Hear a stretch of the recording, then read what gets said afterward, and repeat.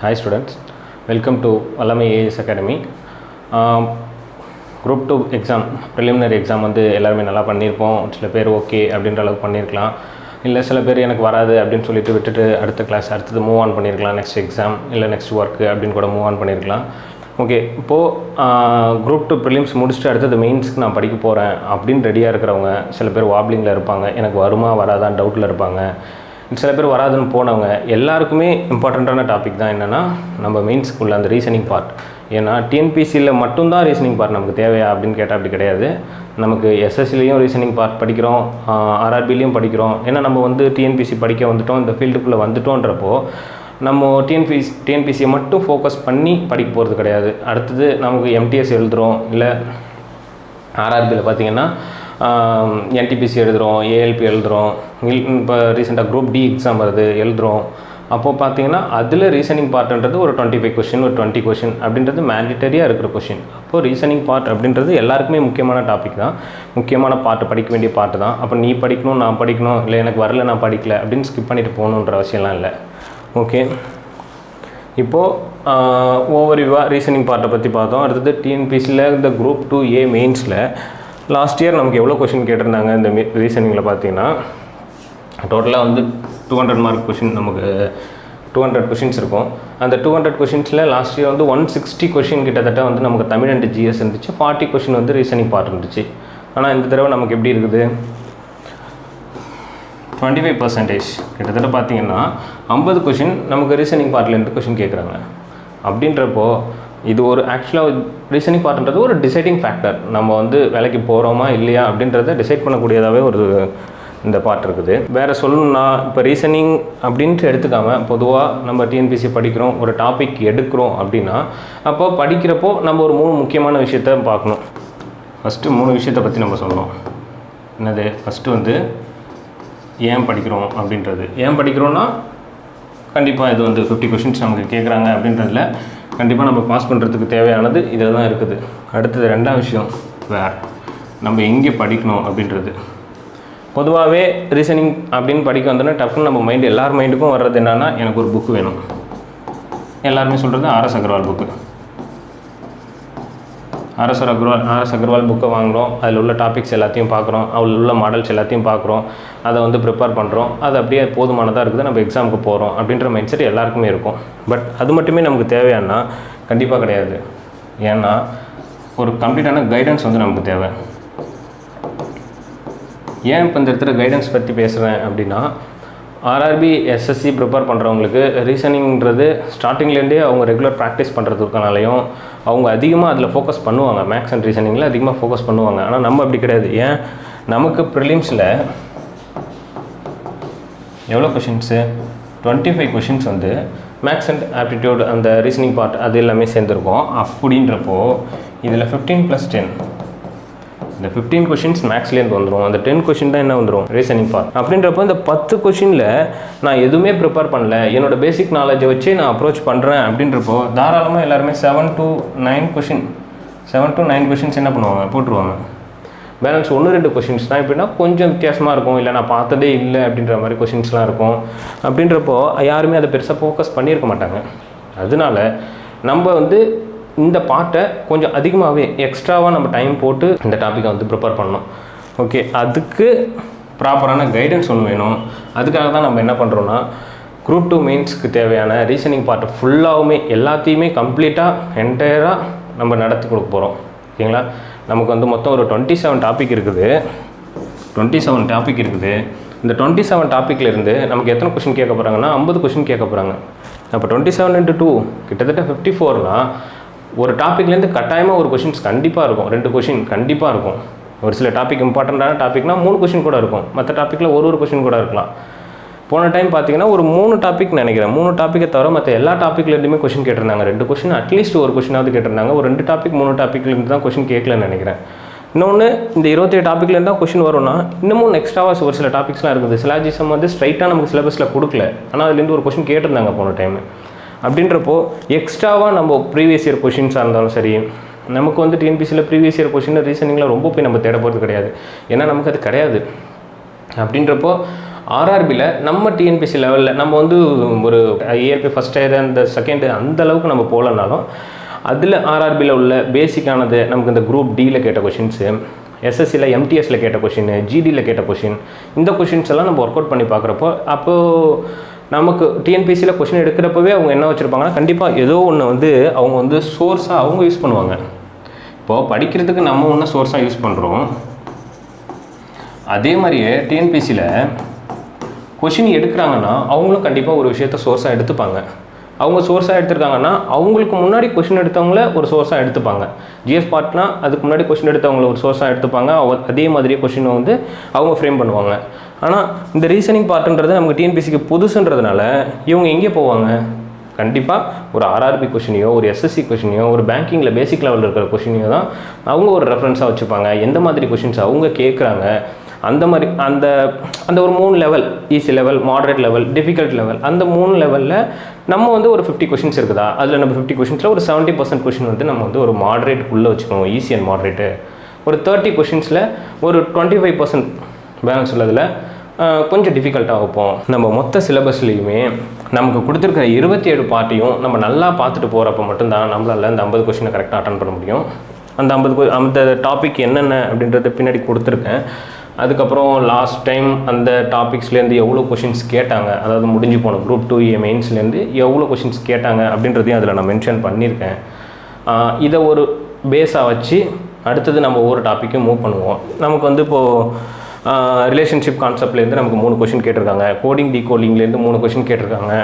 அப்போது dies and பசில்ஸ்லேருந்து ஒரு question கேட்டிருக்காங்க. அப்படின்றப்போ டைஸ் பசில் இது ரெண்டுமே என்னென்னா நான் படிச்சுட்டு போய் நான் ப்ராக்டிஸ் பண்ணிவிட்டு போய் தான் நான் அதை போடணும் அப்படின்ற அவசியம் கிடையாது. ஏன்னா டைஸ் அண்டு பசில்ஸ் இதெல்லாம் வந்து ரொம்ப ஈஸியான டாபிக். நம்ம ஒரு 3 கொஷினை நம்ம இங்கே ஒரு 3 செட் ஆஃப் கொஷின்ஸை நம்ம இங்கே ப்ராக்டிஸ் பண்ணுறோன்னா அதுவே மோர் தென் எனஃப். ஆனால் மேலே உள்ள அந்த டாபிக்ஸ்லாம் பார்க்குறப்போ நிறைய டிவிஷன்ஸ் இருக்கும், வேறு மாதிரி இருக்கும், நிறைய ஒரு கொஷினுக்கும் இன்னொரு கொஷினுக்கும் எந்த ஒரு ரிலேஷன்ஷிப்புமே இல்லாத மாதிரி வேறு டைப்பாக கூட இருக்கும். அப்படின்றப்போ அதில் தான் நம்ம அதிகமாக வந்து ப்ராக்டிஸ் பண்ணணும். ஃபஸ்ட்டு நம்ம ஏன் படிக்கிறோன்றதை பார்த்தோம், ரெண்டாவது நம்ம எங்கே படிக்கிறோன்றதை பார்ப்போம். அதான் ஆர்எஸ் அகர்வால் புக்கை நம்ம பேஸாக வச்சோம். அது இல்லாமல் நம்ம கிளாஸில் நடத்தக்கூடிய நோட்ஸை வந்து நம்ம பிடிஎஃபாக ப்ரொவைட் பண்ணுறேன். அது மட்டும் இல்லாமல் நீங்கள் உங்களுடைய வில்லிங்கை பொறுத்து நீங்கள் கமெண்ட் செக்ஷனில் கேளுங்க. நான் வந்து இந்த டாப்பிக்லேருந்து இன்னும் ஒரு செட் ஆஃப் கொஷின்ஸ், இப்போ நான் ஒரு டாபிக் எடுக்கிறேன் அப்படின்னா அந்த டாப்பிக்கில் ஒவ்வொரு மாடல் நான் கொடுத்துருப்பேன். அது மட்டும் இல்லாமல் அதுலேருந்து நான் ஒரு செட் ஆஃப் கொஷின் வச்சுருக்கேன், உங்களுக்கு நான் வந்து பிடிஎஃபாக ப்ரொவைட் பண்ணுறேன். நீங்கள் கீழே கமெண்ட் செக்ஷனில் கேளுங்க. அடுத்தது 3வது, எப்படி படிக்கிறோன்றது ரொம்ப முக்கியம். அப்படியே ஆர்எஸ் அகர்வால் புக்கை ஓப்பன் பண்ணிவிட்டு அனாலஜி டாபிக் வந்து ஒரு 143 பேஜஸ் இருக்குதுன்னு நினைக்கிறேன். 143 பேஜஸும் நான் ஃபஸ்ட் டேலேருந்து உட்காந்து ஒரு நாளைக்கு ஒரு டாப்பிக்ன்ற மாதிரி நான் காலையிலேருந்து நைட் வரைக்கும் ஃபுல்லாத்தையும் நான் வந்து ஒரு 2 டைம் ஒர்க் அவுட் பண்ணி பார்க்குறேன், 3 டைம் ஒர்க் அவுட் பண்ணி பார்க்குறேன். அந்த மாதிரி விஷயம் பண்ணோம்னா கண்டிப்பாக நமக்கு கொடுக்கக்கூடிய டைம் பத்தாது. அப்படின்றப்போ ஃபஸ்ட்டு வந்து நம்ம எதை யூஸ் பண்ணுறோம், எதை அவாய்ட் பண்ணுறோன்றது ரொம்ப முக்கியம். ஏன்னா ஆர்எஸ் அகர்வால் புக்கை மட்டுமே நம்ம ரெஃபரன்ஸாக எடுத்துப்போனால் கண்டிப்பாக அந்த மாதிரிலாம் இல்லை. திடீர்னு நம்ம வந்து analogy first topic analogy topic இருக்குது, அந்த டாபிக் எடுத்து நம்ம வந்து பார்க்குறோம், அந்த டாப்பிக்கில் உள்ள சம்ம ஒர்க் அவுட் பண்ணுறோம். திடீர்னு ஃபோன் எடுத்து ஏதோ ஒரு நோட்டிஃபிகேஷன் பார்க்குறோம். அப்போ நம்ம மைண்ட் என்ன சொல்லுவோம், நம்ம இதை மட்டும் ஏன் போட்டு பார்க்கணும், நம்ம அனாலஜின்னு ஒரு கூகுளில் சர்ச் பண்ணோம், ChatGPT பண்ணோம்.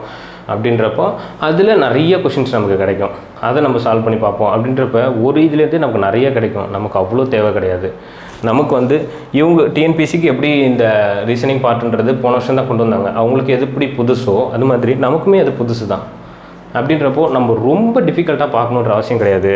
பேசிக்கை நல்லா புரிஞ்சுக்கிட்டோம்னா பேசிக்ஸாக உள்ள சம்மை நல்லா பண்ணிவிட்டு டஃப்பாக உள்ள சம்முக்கு நம்ம கொடுக்குற மெட்டீரியல்ஸை நல்லா ஃபாலோ பண்ணிங்கனாலுமே போதுமானதாக இருக்கும். ஃபஸ்ட்டு நமக்கு என்ன கொடுத்துருக்காங்க, அனாலஜி. நம்ம சிலபஸில் ஃபஸ்ட்டு டாபிக் வந்து அனாலஜி. லாஸ்ட் இயர் வந்து எத்தனை கொஷின் கேட்டிருக்காங்கன்னா 2 கொஷின் கேட்டிருக்காங்க. ஓகே, அனாலஜி அப்படின்னா என்ன நம்ம பார்த்தோம், தமிழில் சொல்லணும்னா ஒப்புமை திறனறிதல். ஒப்புமைன்னு வச்சுக்கோங்க, இது கூட அதை கம்பேர் பண்ணுறோம். ஒரு விஷயம் கொடுக்க போகிறாங்க, அது கூட ஒரு விஷயத்தை கம்பேர் பண்ணியிருப்பாங்க, அப்போது இது எந்த விஷயத்தை கூட கம்பேர் ஆகும் அப்படின்னு கேட்டிருப்பாங்க. இதுதான் அவ்வளோதான் அனாலஜி டாபிக். ரெண்டாவது கிளாசிஃபிகேஷன் டாபிக். இதில் என்ன மாதிரியான கொஷின்ஸ் கேட்பாங்கன்னா, நமக்கு ஒரு செட் ஆஃப் ஆப்ஷன்ஸ், நமக்கு வந்து கொஷினில் ஃபைண்ட் ஆட் ஒன் அவுட் அப்படின்ற மாதிரி கேட்பாங்க. நமக்கு ஒரு செட் ஆஃப் கொஷின்ஸ் கொடுத்துருப்பாங்க. எப்படி ஆப்ஷன் ஏபிசி டி அப்படின்னு சொல்லிட்டு 4 ஆப்ஷன் கொடுத்துருக்காங்கன்னா, இப்போ எக்ஸாம்பிளுக்கு ஒரு நம்பரில் வந்து பார்க்குறப்போ 1 2 3 5 7 ஆட் ஒன் அவுட் அப்படின்னு கேட்டாங்கன்னா, இதை பார்த்தோன்னே இல்லைன்னு என்ன சொல்லுவோம், 2 விஷயம் இருக்குது இதில். என்னென்னு, ஆட் ஈவன் கான்செப்ட் ஒன்று இருக்குது. என்னது, இதில் ஒன்று மட்டும் ஆட் நம்பர், இது ஈவன் நம்பர், மற்றது எல்லாமே என்ன நம்பர்னா ஆட் நம்பர். அப்போ இது மட்டும் ஈவன் நம்பர், அப்போ இது ஆப்ஷனாக இருக்கலாம். இன்னொன்று சொல்லணும்னா, இது எல்லாமே என்ன நம்பர், ப்ரைம் நம்பர். இது ப்ரைம் நம்பர்னு சொல்ல முடியாங்க, அப்போது இதுவும் ஒரு ஆப்ஷனாக இருக்கலாம். அப்போ நமக்கு இது கொடுத்தது கீழே வேறு ஏதாவது ஆப்ஷன்ஸ் கொடுத்துருப்பாங்க. அந்த மாதிரி நம்ம இதில் எது டிஃப்ரெண்ட்டாக இருக்குது அப்படின்னு கண்டுபிடிக்கிறதுனா கிளாசிஃபிகேஷன். அடுத்தது என்ன கொடுத்துருக்காங்க, கோடிங் டீகோடிங். இது காலங்காலமாக பார்க்குறது. தமிழில் கூட ஒரு சங்கீத மொழியில் இப்படி பண்ணியிருக்காங்க அப்படின்னு சொல்லுவாங்க. இப்போ சன் அப்படின்றத ஒரு நம்பரில் மென்ஷன் பண்ணியிருப்பாங்க, 19 மென்ஷன் பண்ணியிருப்பாங்க. அப்போ 3ன்றத என்னவா இருக்கும் அப்படின்ற மாதிரி கேட்பாங்க. இது மாதிரி நிறைய கொடுத்துருப்பாங்க. அது மாதிரி கோடிங் டீகோடிங்கிற டாபிக் அந்த மாதிரி வரும். அடுத்தது ரிலேஷன்ஷிப் கான்செப்ட்டு.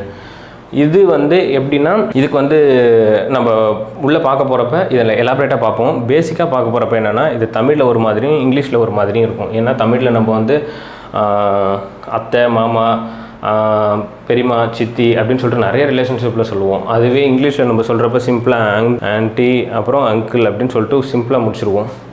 அப்படின்றப்போ இந்த டாபிக் பார்க்குறப்போ இதை பற்றி நம்ம கண்டிப்பாக எலாபரேட்டாக பார்ப்போம். அடுத்தது பசில்ஸ்னால் ஜம்பிள் பண்ணி வச்சுருப்பாங்க. ஒரு டயக்ராமாக இருந்தாலும் சரி, இல்லை ஒரு வேர்டிங்ஸாக இருந்தாலும் சரி, ஜம்பிள் பண்ணி வச்சுருப்பாங்க. அந்த ஜம்பிளில் நம்ம வந்து அரேஞ்ச் பண்ணுற மாதிரி இருக்கும். அது பசில்ஸு. டைஸ்னால் தெரியும், அது நம்ம நார்மலாக எஸ்ஐபிசி எழுத போகிறப்பவே டைஸ் ப்ராப்ளம் கம்பல்சரியாக இருக்கும். டைஸ் ப்ராப்ளம் பேசிக்கான ப்ராப்ளம் தான். அடுத்தது டைரக்ஷன் டிஸ்டன்ஸ்னால் இது அவங்களே கொடுத்துருப்பாங்க. நம்ம கொடுத்துருக்க கொஷினில் ஒரு மிட் பாயிண்ட்டாக எடுத்துப்போம். லெஃப்ட் சைடில் எவ்வளோ தூரம் போகிறாங்க, ரைட் சைடில் எவ்வளோ தூரம் போனாங்க. போன வருஷம் ஒரு டாகை வச்சு கூட சொன்னாங்க. டாக் 5 கிலோமீட்டர் போச்சு, 20 கிலோமீட்டர் போச்சு, திரும்பி வந்து 2 கிலோமீட்டர் போச்சு, அந்த மாதிரி. அதில் அந்த மாதிரியான டாப்பிக்கு. அடுத்தது லாஜிக்கல் வென் டயக்ராம்னா பல பேர் 10th பாஸ் ஆனது இதை வச்சு தான் இருக்கும். ஏன்னா லாஜிக்கல் வென் டயக்ராம், அந்த வென் டயக்ராம்ன்றது நம்ம அதை தாண்டி தான் வந்திருப்போம். அதை படிக்காமல் நம்ம வந்து அடுத்த டாபிக் வந்திருக்க மாட்டோம். வென் டயக்ராம் டாபிக்னால் இப்படி நம்ம கொடுத்துருப்பாங்க. அப்படின்றப்போ நமக்கு ஏ யூனியன், இப்போது ஏ யூனியன் பி அப்படின்னா, ஏ யூனியன் பின்னா ஏல உள்ளது பியில் உள்ளது மொத்தமாக சொல்ல போகிறோம். அதுவே ஏ இன்டர்செக்ஷன் பி அப்படின்னா இந்த ஷேடட் பார்ட் மட்டும், அதாவது எதுக்கு காமனாக இருக்குதோ அந்த பார்ட் மட்டும். இந்த மாதிரி மட்டும்தான் கேட்பாங்களான்னா, இதுலேயும் ஒரு 4-5 டாபிக்ஸ், ஒரு 4-5 சப்டிவிஷன்ஸ் மாதிரி இருக்குது. அது அந்தந்த டாபிக் பார்க்குறப்ப ஃபுல்லாக பார்ப்போம். Alpha numerical reasoning. அதுலேயே என்ன கொடுத்துருக்காங்க, ஆல்ஃபா நியூமெரிக்கல் ரீசனிங்னு கொடுத்துருக்காங்க. அப்போ சம்திங் ஒரு ஆல்ஃபாபெட் இருக்கும், ஒரு நம்பரும் இருக்கும், அடுத்து ஆல்ஃபாபெட் நம்பர் இந்த மாதிரி மிக்ஸ்டாக இருக்கும். அதை வச்சு நம்ம ஒரு கொஷின் சால்வ் பண்ணுற மாதிரி இருக்கும். அது ஆல்ஃபா நியூமெரிக்கல் ரீசனிங். அடுத்தது அரித்மேட்டிக் ரீசனிங். அரித்மேட்டிக் ரீசனிங்னா ரொம்ப பெருசுலாம் கிடையாது. நம்ம சிம்பிளிஃபிகேஷனில் பார்த்தோம்ல, சிம்பிளிஃபிகேஷனில் நம்ம பார்க்குற மாதிரியான டாபிக்ஸ் தான் இந்த அரித்மேட்டிக் ரீசனிங்கில் இருக்கும். வெரிஃபிகேஷன்ஸ் ஆஃப் த ட்ரூத் அப்படின்னா ஒரு விஷயத்த சொல்லுவாங்க. இப்போ ஃபேன் இஸ் ஆல்வேஸ் ஹேஸ் அப்படின்னு வச்சுக்கோங்க. ஃபேன் இஸ் ஆல்வேஸ் ஹேஸ் அப்படின்றப்ப ஃபேனில் கட்டாயம் என்ன இருக்கும், ஆப்ஷனில் எலக்ட்ரிசிட்டி கொடுத்துருப்பாங்க, இல்லை காயில், மோட்டார், அந்த மாதிரி எது வேணால் கொடுத்துருக்கலாம். பட் நமக்கு ஆப்ஷன் என்ன இருக்கும், விங்ஸ் தான் ஆன்சராக இருக்கும். அந்த மாதிரி ஓரளவு ஈஸியாக தான் இருக்கும். சிமிலாரிட்டிஸ் அண்ட் டிஃப்ரென்ஸ்னால் அதுலேயே கொடுத்துருக்காங்க. சிமிலாரிட்டிஸ்னு கொடுத்துருக்காங்க, டிஃப்ரென்சஸ்னு கொடுத்துருக்காங்க, ஒற்றுமை, அதில் இருக்கிற வேற்றுமை. அப்போ ரெண்டில் ஏதோ ஒன்று தான் நமக்கு கேட்பாங்க. ஒரே கொஷனில் ரெண்டுமே கேட்க போகிறது கிடையாது. அப்போ ஒரு குரூப் ஆஃப் நம்பர்ஸோ, ஒரு குரூப் ஆஃப் வேர்ட்ஸோ, இல்லை ஒரு ஆல்ஃபாபெட்ஸோ கொடுத்து அதில் எது டிஃப்ரெண்ட்டாக இருக்குது, இல்லை இதில் எது சேமாக இருக்குது, அந்த மாதிரி கேட்பாங்க. கலண்டரிசம் இது எல்லாருக்குமே தெரியும். அது இன்றைக்கி வந்து தேர்ஸ்டே அப்படின்னு கொடுத்துட்டாங்கன்னா அடுத்த வருஷம் இந்த நாள் என்ன டே அப்படின்ற மாதிரி கேட்பாங்க. அந்த மாதிரி நம்ம வந்து சால்வ் பண்ணுறது அது எல்லாமே அது ரொம்ப பேசிக்கானது தான். அடுத்தது வந்து பெர்முடேஷன் காம்பினேஷன் டாபிக். இது வந்து கொஞ்சம் எப்படின்னா, நம்ம பேசிக்காக தெரிஞ்சுக்கணும், எனக்கு இது போதும் அப்படின்னா வெறுமனே சிம்பிளாக, அதாவது வந்து ஒரு 5 ஒயிட் பால்ஸ் இருக்குது, 5 பிளாக் பால்ஸ் இருக்குது, 4 எல்லோ பால்ஸ் இருக்குது. இதிலேருந்து ஒரு பிளாக் பால் மட்டும் எடுக்கணும், 3 பிளாக் பால்ஸ் எடுக்கணும். அதில் கம்பல்சரியாக ஒன்று என்னவாக இருக்கணும், பிளாக் பாலாக இருக்கணும் அப்படின்ற மாதிரி போன டைம் கொடுத்துருந்தாங்கன்னு நினைக்கிறேன், கரெக்டாக தெரியல. அப்படின்றப்போ இது எப்படி சொல்லுவாங்க, காம்பினேஷன் மெத்தடில் நம்ம போடுறப்போ மொத்தமாக எடுக்கக்கூடிய பால் 3 பால், அதுலேருந்து என்ன பால், ஒரு பால் வந்து பிளாக் பாலாக இருக்கணும் அப்படின்ற மாதிரி வச்சு, அடுத்தது ப்ளஸ் அதுக்கப்புறம் 3 பால், அந்த 3 பாலில் 2 பால் பிளாக்காக இருக்கும், அடுத்தது அந்த 3 பாலில் 3மே பிளாக்காக இருக்கும், ஏன்னா அட்லீஸ்ட்னு கொடுத்துருக்காங்க. அப்படின்றப்போ அந்த மாதிரி சால்வ் பண்ணுறது எல்லாமே இந்த பெர்மிட்டேஷன் காம்பினேஷன் டாப்பிக்கு. இதில் வந்து 14 டைப் இருக்குது. இதை வந்து ஒரு 2 கிளாஸாக நம்ம பார்ப்போம். எல்லா டைப்பையும் நான் வந்து சொல்லிடுறேன், எக்ஸ்பிளைன் பண்ணிடுறேன். அந்த டாப்பிக்கை வந்து ஒரு சில பேருக்கு டிஃபிகல்ட்டாக தெரியும், ஒரு சில பேருக்கு ரொம்ப ஈஸியாக தெரியும். அவங்களுக்கு எந்த லெவலுக்கு உங்களுக்கு தேவை அப்படின்றத பொறுத்து அந்த டாப்பிக்கை நீங்கள் எடுத்துக்கோங்க. நான் கம்பல்சரி அதை வந்து ஃபுல்லாகவும் எக்ஸ்பிளைன் பண்ணிடுறேன். அடுத்தது இன்சர்ட்டிங் த மிஸ்ஸிங் கேரக்டர். இதில் என்ன கொடுத்துருப்பாங்கன்னா, ஒரு செட்டு வந்து கொடுத்துருப்பாங்க. இப்போ டயக்ராமில் சொன்னோன்னா ஒரு செட்டு வந்து கொடுத்துருப்பாங்க. நம்ம இப்போ சின்ன வயசில் ஒரு புக்கில் விளையாடுறப்ப பார்த்தீங்கன்னா இதில் வந்து எத்தனை மான் இருக்குது, எத்தனை முயல் இருக்குது, அந்த மாதிரிலாம் கேட்பாங்க தெரியுமா. அந்த மாதிரி டாபிக்ஸ்லாம் இதில் தான் வரும். அதாவது ஒரு செட் ஆஃப் நம்பரோ இல்லை ஏதோ ஒரு செட் ஆஃப் ஆல்பபெட்ஸோ கொடுத்துருப்பாங்க. அதில் ஏதோ ஒன்று மிஸ் ஆகிருக்கும், அது என்ன நம்ம கண்டுபிடிக்கிற மாதிரி இருக்கும். அடுத்தது லாஜிக்கல் ரீசனிங். அதிலே கொடுத்துருக்காங்க லாஜிக்கல் அப்படின்னு சொல்லிட்டு, ஏதோ ஒரு லாஜிக்கில் அந்த செட் ஆஃப் கொஷின் கொடுத்துருப்பாங்க. அதே சேம் லாஜிக்கை யூஸ் பண்ணி அந்த சம்மை நம்ம வந்து சால்வ் பண்ணோம்.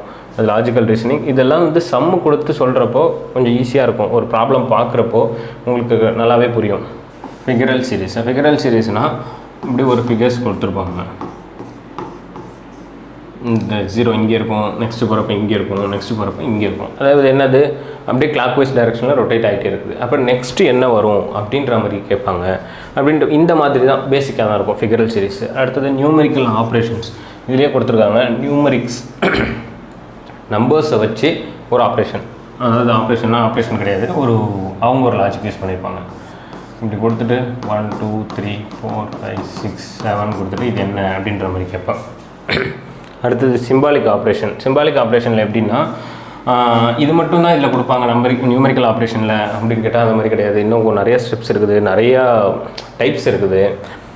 எக்ஸாம்பிளுக்கு சொல்லணுன்னா 7 + 3 + 2 = அப்படின்னு சொல்லிட்டு ஒரு ஆன்சர் கொடுத்துருப்பாங்க. ஒரு 15 கொடுத்துருக்காங்கன்னு வச்சுக்கோங்க. இப்போது இந்த இடத்துக்கிட்ட நம்பர்ஸை இன்டர்சேஞ்ச் பண்ணால், இது ப்ளஸ் மட்டும் இல்லாமல் ஒரு இடத்துல மைனஸ் இருக்கும், நம்பர்ஸை இன்டர்சேஞ்ச் பண்ணால் அந்த ஆன்சர் கரெக்டாக வரும்.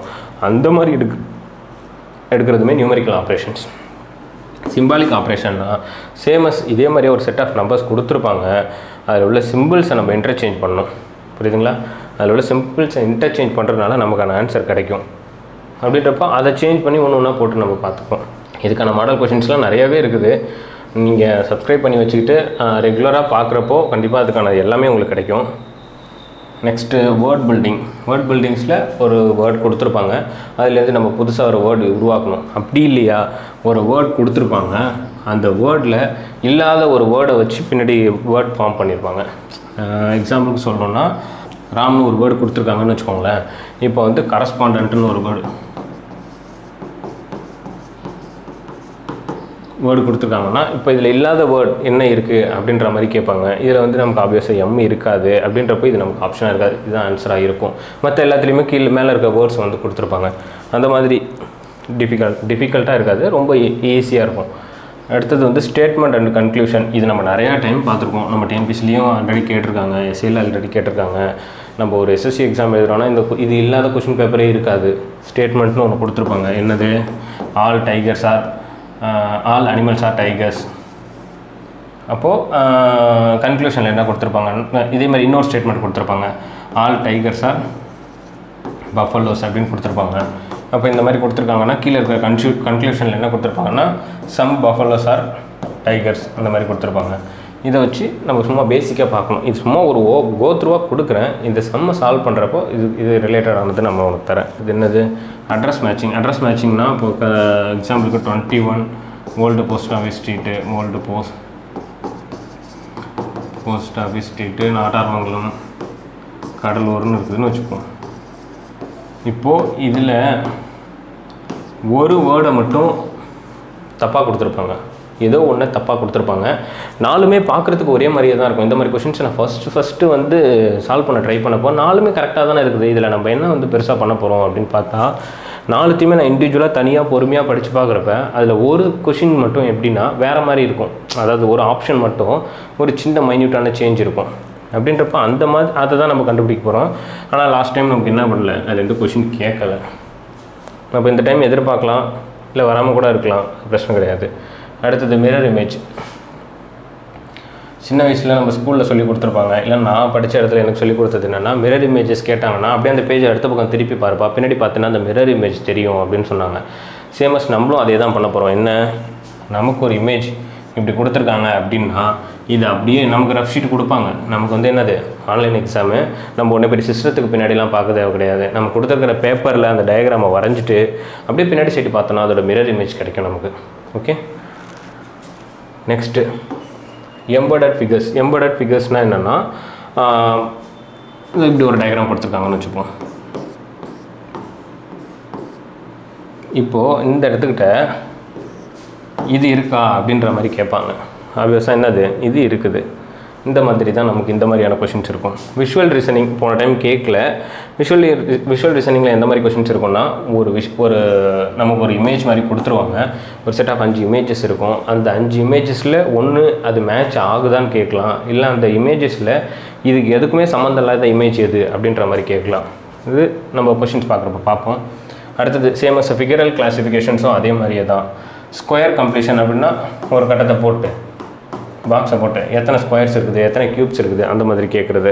மிஸ்செலேனியஸ் டாபிக், அதாவது வந்து நம்ம இதில் இல்லாத ஒரு சில கொஷின்ஸ்லாமே இந்த டாப்பிக்கில் நம்ம பார்ப்போம். அப்போ ஆக்சுவலாக பார்த்திங்கன்னா நமக்கு வந்து 27 டாபிக் இருக்குது. நமக்கு வந்து 27 டாபிக்ஸ் இருக்குது. ஒரு 30 to 35 கிளாஸஸில் நம்ம மொத்தத்தையுமே முடிச்சிடலாம். ஓகேங்களா? சரி, இப்போது சிலபஸில் உள்ளது என்னென்ன இருக்குது, சிலபஸில் நமக்கு எத்தனை கொஷின்ஸ் கேட்டிருக்காங்க, நான் இந்த பிடிஎஃபை ப்ரொவைட் பண்ணுறேன், எத்தனை கொஷின்ஸ் கேட்டிருக்காங்கங்கிறத பார்த்துக்கோங்க. பார்த்துட்டு எதுக்கு நம்ம ஃபஸ்ட் இம்பார்ட்டன்ஸ் கொடுக்கணும் அப்படின்ற மாதிரி சில பேருக்கு வந்து ஒரு சில டாபிக் வரும், பை நேச்சராகவே அந்த டாபிக்ஸ் நல்லா பண்ணுவாங்க. ஒரு சில டாபிக்ஸ் தெரியாது அப்படின்ற பட்சத்தில் நம்ம யூஸ் பண்ணிக்கலாம். இதுக்கான மொத்த வீடியோஸையும் நம்ம வந்து ஃபுல்லாகவே கிளாஸாக A to Z நம்ம நடத்தி கொடுக்க போகிறோம்.